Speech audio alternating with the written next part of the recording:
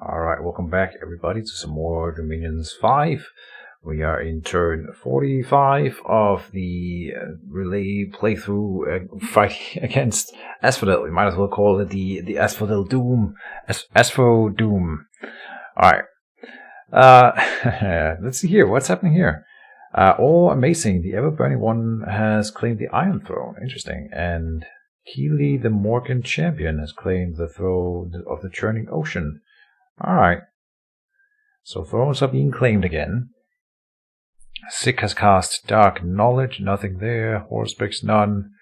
Horsebeck's none. Voice of Tiamat. Smoldering Starfish Colony is one fire gem. So one more gem income from my territory, at least, if it wasn't being harassed by Asphodel. So let's have a look at all of the battles. We have an attack in Fastir, here next to Jotunheim. Got this third guy running around again with the Precious. I realized that the Precious here, I didn't lose that to Asphodel. I lost this one to Jotunheim. So Jotunheim, I think, sent a death basket, is what it's called, to Asphodel before he died, which I suppose that'll happen.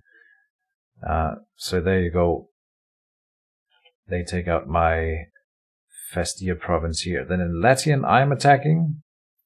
This is where my main army is moving in. These should be, either these guys need to move up or these guys need to move back. Because the problem with these are the things that shouldn't be is that they're too fast. They connect with the enemy way earlier than the rest of the forces, and so they will often be taken down alone. I need to stagger my formation a little bit more. So there you go, we learned that. There's nothing on the other side. Black Waters. This is the army that was on the capital, so at least I predicted accurately that he was gonna move, which he just moves up here, and there's nothing really to resist. I think they kill at least one of these Sagittarian carcasses, which is the secret ones. They take one loss in that. That's nice. He split them up though, so we are being attacked in another one as well. We took the Swarm of Solitude. He didn't leave anything behind in Annika. This is where we had those little wizard battles before with the shaman, and now he's sending in actual troops to take it, and we will lose that one. Yeah. Soloth, north of Jotunheim. I was almost moving my army in here, and I really should have. It would have been nice to wipe the stack with some black centaurs in it. Finally getting some good wind, and of course I didn't, so we are just getting mauled in here as well. My army's right next to this province, so it was a close call. I should realize that he's not moving to his own provinces. He can move in and take mine, and so yeah, I gotta try to catch him out. This is where I sent in a small group of these hybrid guys, and he did in fact put some PD in here, and these guys are pretty good. So they mow down my hybrids here, which is really good because they cost me upkeep and I need to get rid of them. So I really hate the auto spawn of the hybrids. I think that's at least part of the reason why my economy is completely trashed.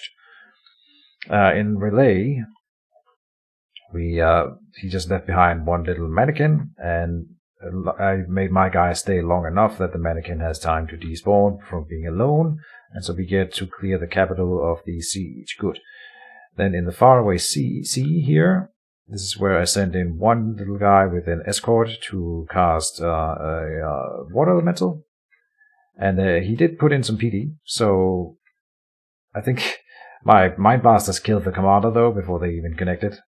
So we don't really get to see. Let me look at this water elemental. I'm still not convinced by this whole thing, but they do have underwater regeneration. 5% is not that much.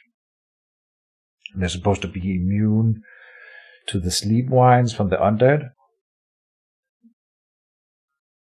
And they're resistant to all the things, but they don't have any protection, so they will take damage from every normal hit. I don't think that they are as good as people are thinking that they will be against Asphodel. Maybe I'm wrong about that. That's entirely possible. They do have a lot of nice attacks, though, with armor piercing, so they're going to dish out a ton of damage, but then they're going to die themselves rather quickly. And if there's only one like this, it wouldn't do anything against an Asphodel army. And the question really is, how many water elementals do I need to stop 110 Asphodel troops? And I have no idea. That's my problem right now. And if I send in too few, they will punch through my line and kill my slave mages, of which I cannot recruit anymore because we don't make any money. So it's like a vicious circle of I don't really know how many slave mages to commit, and if I commit none, then we don't win either. So yeah. Here's the other stack that moved off the capital. He only has 2 commanders. If only I could snipe the commander somehow, which we can't. They're mindless, so I can't mind hunt them. There's just nothing, and can't mind blast them. I don't see it, not really. Yeah. I've almost 1,000 hours in Dominions 5 by now, and I still feel like an absolute beginner, at least in this game right now. I'm being taken to school. In Antediluvian, we are being attacked. This is the one we just looked at yesterday. In Jotunheim, an unexpected event has occurred. We gained some unrest and lose some guys. In Jotunheim, that's good actually, because we're about to lose Jotunheim. Then he's attacking into Jotunheim. I'm not sure. Oh no, this is not Asphodel. Oh, he used a spell. He must have used a spell. I was wondering how it came after the other battles, after the unexpected event. But this is because this is not an unexpected event, quotation marks. This is in fact an Asphodel spell casting like some troops onto my Jotunheim fort. I suppose they put up a bit of a fight here. Yeah. Oh, it's pretty close. Okay, but then they do die. Dang it. That would have been nice. Because this means that we will not be allowed to destroy Jotunheim. My 2 guys here who was trying to demolish the fort and the lab, they were interrupted. So I'm sending out my Juhalu here. He's a scout, so he can sneak out of a siege. And over here we have a defense 0 in the Grave of Wild, so I'm just harassing there. And here's the state of the board with my planned moves for this turn. Let's have a look at it. The 2 armies that were, or the stack that was on relay has been split up into these 2 groups here. He's probably, my main guess right now is that he's either going for the Sea Untamed, but that's sort of the predictable move. And in here I could put up like a patrol, but really this one makes me 22 income. We still get the gems if he sieges it. It's actually not that bad if he sets up in here, and that also means that next turn his movements will be more predictable. So I'm not moving in case he moves in here. The other thing that he could do is go back on relay, but he sees now an army moving from out here that came from the Wiggle Woods, so he might think that I'm moving that onto relay. So that's my other guess, that he's not moving back to relay. And so if it's either here or and not relay, then the other thing he can do is split up the 2 groups, which would be sort of an unpredictable move, which I think he likes to do, and then go for Omphalia over here, or Dragon Point up there, but that's not really a problematic thing either. And then send this army here down to Old Flood, where he sees that there's not really any army either, right? So I'm counter-moving against Omphalia, and I'm counter-moving in Old Flood. In Old Flood, it's gonna be the Pretender moving out. I hope that Dreamer here, with his 288 HP, resistances against all the things, he can, and he's immune to the sleep wines because he's an animated object. I don't think that the undead can kill him, but he also does not get regeneration or anything, so like there's no way for him to get life back during the fight. It'll be all about him casting enough spells to kill this stack here that is coming in. I don't think they can kill him.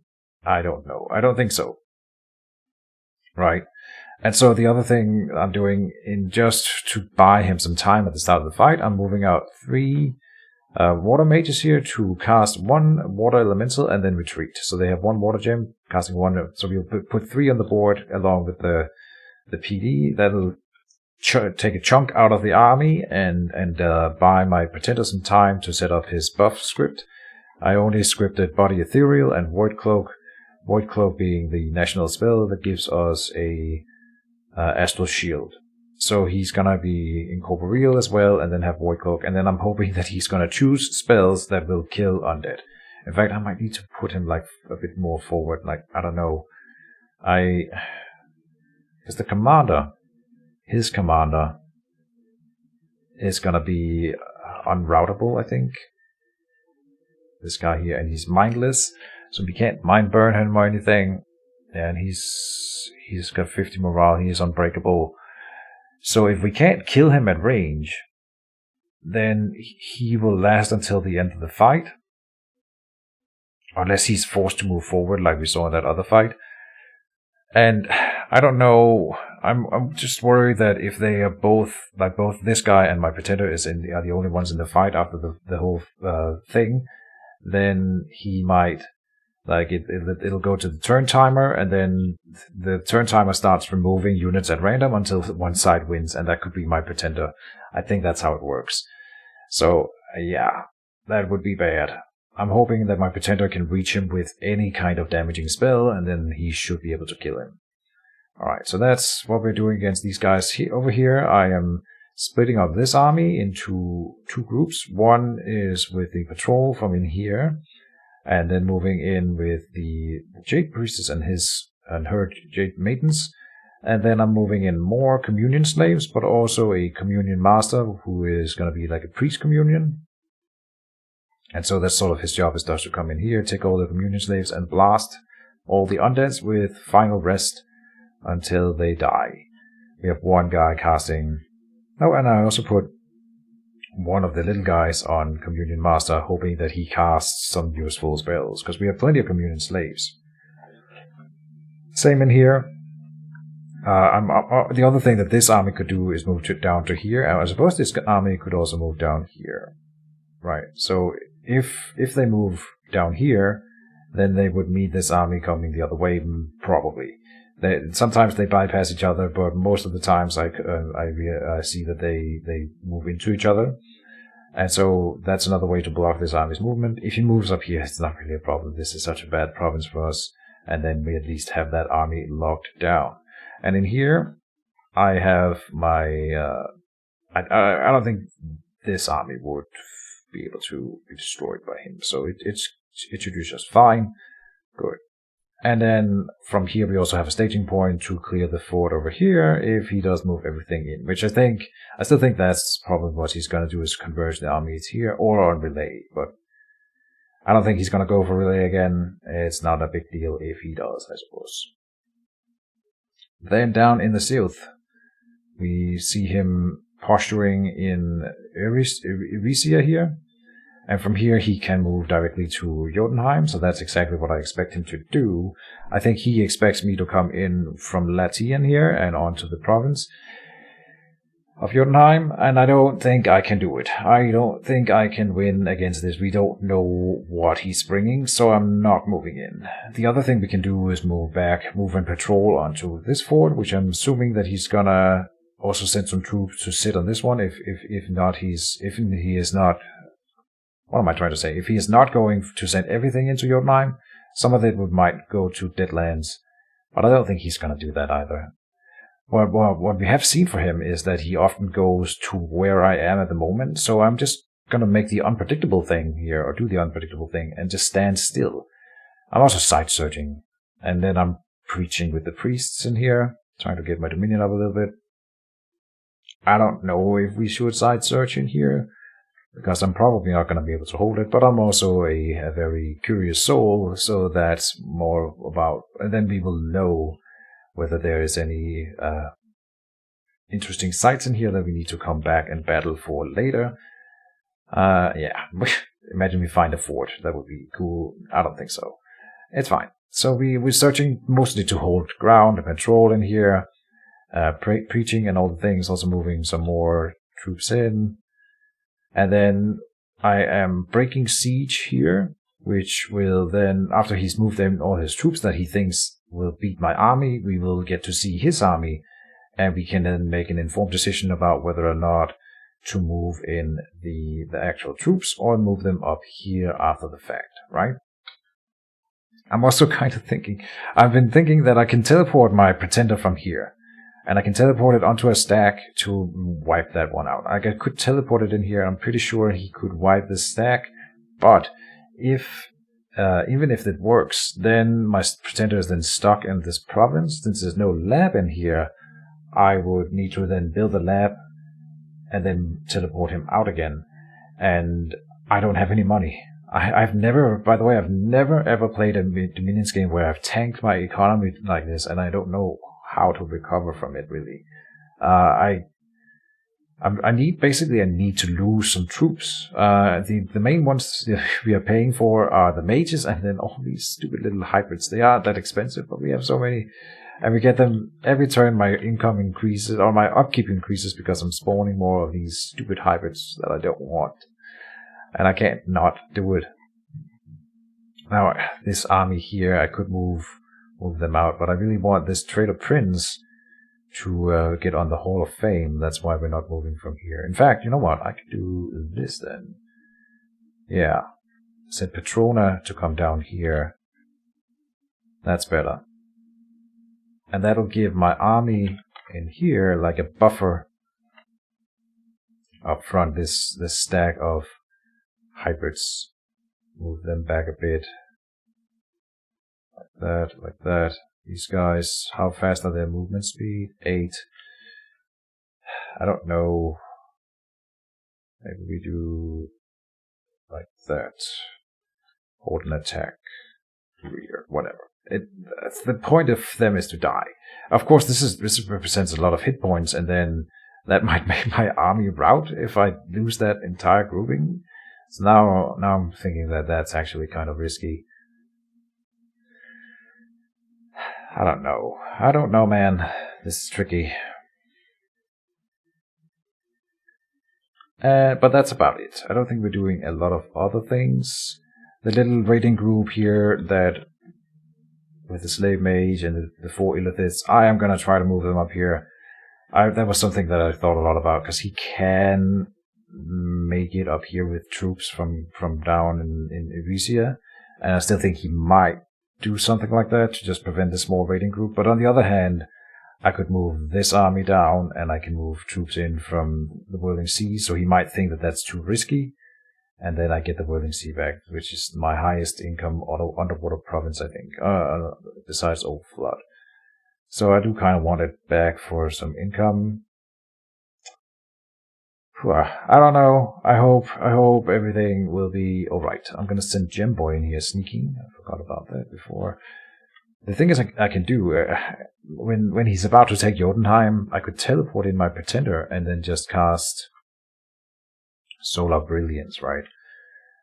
And that might, if it's only undeads, it might actually kill everything in there. And that could be cool. But I could also lose my Pretender. And it's the same thing with moving in this army. I'm casting Solar Brilliance, but is it going to be enough? I don't know. With 400 units against my 100 units, so, and he's gonna go have more than that. He's gonna be at about 500 units. So I think my army here is pretty damn strong, and I think he must fear it at least a little bit. He's not. And if he sends in any commanders that are not mindless and undead, well, then they're gonna get mind blasted to death, so he doesn't want to do that either. I think we have a fighting chance, and I would love to beat him off of Jotunheim, but I'm just not sending in my army blindly. I want to see what he moves in, break siege, and then get a scout on it, and then if I decide that yes, we can beat it, then I send in the stack and pray to Cthulhu. So that's what we're doing. Is that it? I think so. Yeah. Oh, we had a successful summoning in the gate, and so my guy is at summoning skill 6 now. But we got these elder things, so we can send them out, which is nice. I suppose I should shift these guys around and have the no upkeep guys in here instead. That's better. Let's add in a. Oh, we can't add in an isomet, so never mind. Keep these guys as a guard commander. Yeah, like that. Alright. Good. Anything else? Global enchantments, nothing new. Research, I didn't make any changes. It's good enough. I don't feel good about this whole thing. I haven't initiated diplomacy with anyone in a while. I could cry to help for the other guys. Oh, look at Asphodel is winning. Or I could go to Asphodel and say, please don't hit me anymore. I don't really wanna. Let's see if he destroys me or what. I think the other guys, look at Asphodel's curve here. This is his army size. It's just shooting straight up. So he's gaining more troops while we're fighting. And Dominion. He's got the most Dominion. He hasn't got a whole lot of research though, so at least I'm taking time away. At this point, I think Nabar will just take the game in the end, and then Asphodel will lose. So then my objective will have been completed. I just need to hold Asphodel busy as long as I can. If he takes all my territory though, then that's going to be a big boon for him. So we don't want him to actually conquer me. I want him to waste time trying to conquer me as long as I can. Hold the ground. I'm actually, don't get me wrong, I'm actually having a lot of fun with this. I can see what's happening and I understand everything that's happening. I'm just not really good at countering it, and I think I'm learning things here every turn. It's kind of cool being the guy who is not in a 1v1, but in a multiplayer, being like invaded like this. This is something that I haven't really dealt with before, and so it's kind of interesting to see. And I'm trying to predict his moves and stuff like that, and also figuring out a way to stay alive is really fun. So I'm enjoying it, and I hope you guys are too. With that, I will close off this episode and see you in the next one. Bye-bye.